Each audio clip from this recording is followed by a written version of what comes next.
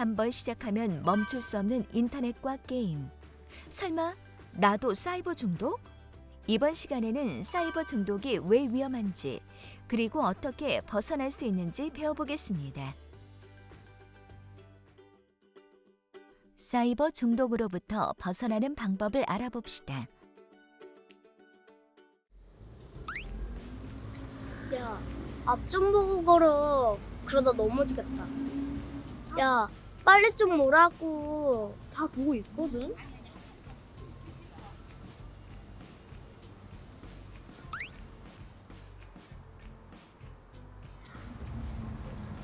야, 윤세희. 언제 바뀌었지? 게임이 그렇게 재밌어? 응. 너 학교에서도 수업 안 듣고 잠만 잤잖아. 어제 밤샜어. 너 진짜 그러다 큰일 나. 아, 진짜 말 걸지 말라니까? 파티야, 그게 아니라 너 좋아하는 게임 해.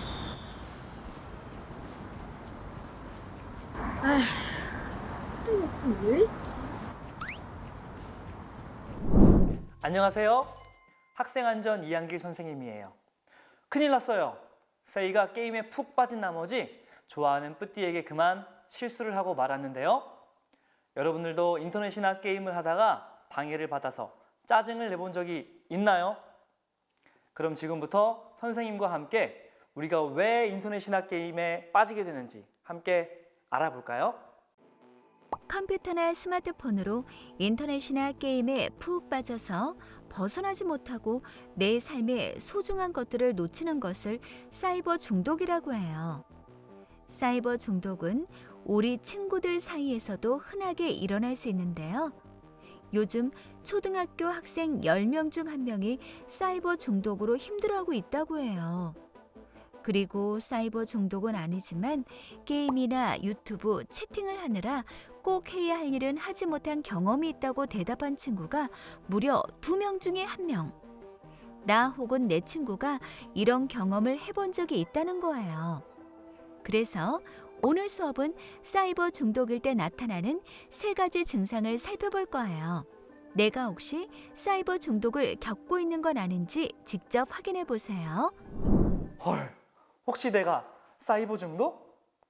사이버 중독일 때 나타나는 증상 첫 번째, 자꾸만 컴퓨터나 스마트폰을 쓰고 싶어요. 공부를 하고 있는데 자꾸만 머릿속에 인터넷이나 게임을 하고 있는 나의 모습이 떠오르나요? 내가 접속해 있지 않은 동안에 인터넷이나 게임 속에서 새로운 일들이 일어나고 있을 것 같은 생각에 자꾸만 불안한가요? 이럴 땐 어떻게 해야 할까요? 인터넷이나 게임을 하지 않는 동안에도 인터넷이나 게임이 자꾸 생각이 나서 다른 일을 하지 못하게 되면 사이버 중독을 겪고 있는 거예요. 이럴 땐 하루에 컴퓨터나 스마트폰을 사용하는 시간을 정하는 것이 중요해요. 그리고 항상 하루에 해야 할 일을 마치고 점심시간이나 잠자는 시간을 방해하지 않는 선에서 사용하도록 규칙을 정하고 꼭 지켜야 해요. 그리고 사용한 시간을 항상 기록하면서 스스로 조절하는 습관을 기르는 것이 중요해요. 사이버 중독일 때 나타나는 증상 두 번째, 몸이 점점 아파요. 여러분, 컴퓨터나 스마트폰을 사용할 때 자세를 어떻게 하나요? 조금이라도 더 잘 보려고 모니터 앞으로 고개를 내밀거나 스마트폰을 향해 허리를 잔뜩 굽힌 채 사용하진 않나요? 이렇게 나쁜 자세를 유지하면서 컴퓨터나 스마트폰을 오래 사용하게 되면 몸이 점점 아프게 되는데요. 내가 사이버 중독일 때 대체 어떤 부분이 아픈지 한번 살펴볼까요?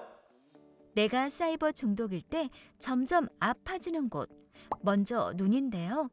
컴퓨터나 스마트폰 화면을 오래 바라보게 되면 눈이 메마르게 돼요. 그래서 눈을 자주 깜빡이거나 막 비비게 되는데 이때 눈병이 생길 수 있어요. 다음으로 등과 목이에요. 컴퓨터나 스마트폰 화면을 가까이 바라보면 나도 모르게 거북이 목처럼 앞으로 내밀게 되는데요. 이렇게 앞으로 굽은 자세를 오랫동안 하면 목과 허리에 큰 무리가 가요. 마지막으로 손목과 손가락이에요. 키보드나 마우스, 스마트폰을 오래 쓰다 보면 손가락과 손목이 시리거나 아플 수 있어요. 이렇게 아프게 되면 손으로 물건을 힘껏 잡지 못하기 때문에 일상생활이 어려워져요. 그래서 컴퓨터나 스마트폰을 사용할 때는 항상 바른 자세로 사용하고 무엇보다 오랜 시간 사용하지 않는 것이 중요해요. 마지막으로 사이버 중독일 때 나타나는 증상 세 번째, 인터넷이나 게임 속 세상이 더 좋아요. 혹시 여러분들 중에 현실보다 인터넷이나 게임 속에서 지나는 시간이 더 많은 친구들이 있나요? 이런 증상이 나타난다면 심각한 사이버 중독을 겪고 있는 거예요. 대체 어떻게 행동하는지 한번 살펴볼까요? 사이버 중독에 더 이상 벗어날 수 없는 단계가 되면 실제로 살아가는 삶은 재미가 없고 인터넷과 게임 세상에서만 마음이 편안해지는 것을 느끼게 되는데요. 공부나 운동, 친구와 만나는 시간이 줄어들고 인터넷이나 게임을 하는 시간이 많이 늘어나면서 꼭 해야 할 일을 미루거나 하지 않고 잠자는 시간도 줄어들면서 지각과 조퇴, 심지어 결석까지 하게 되는데요. 이때 부모님이나 선생님께 혼날까봐 자꾸만 거짓말로 변명을 하게 돼요. 사이버 중독이 심해져서 힘들고 괴롭고 또 외로움을 느낀다면 스스로 조절하려고 노력하기보다는 부모님이나 선생님께 도움을 청해야 해요. 주변 어른들과 함께 노력하면 사이버 중독에서 벗어나 정상적인 삶을 살 수 있어요. 사이버 중독, 별것 아닌 줄 알았는데 정말 심각하죠? 인터넷과 게임에 빠지다 보면 벗어나지 못해서 점점 나의 삶을 망가뜨리는 것이 바로 사이버 중독이에요.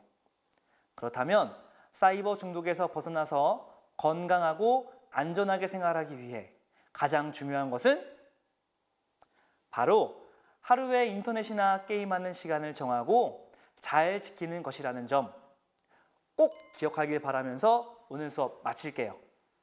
안녕! 함께 학습 퀴즈를 풀어보면서 오늘 배웠던 사이버 중독을 이겨내는 방법을 복습해 볼까요? 1번. 사이버 중독일 때 나타나는 증상이 아닌 것은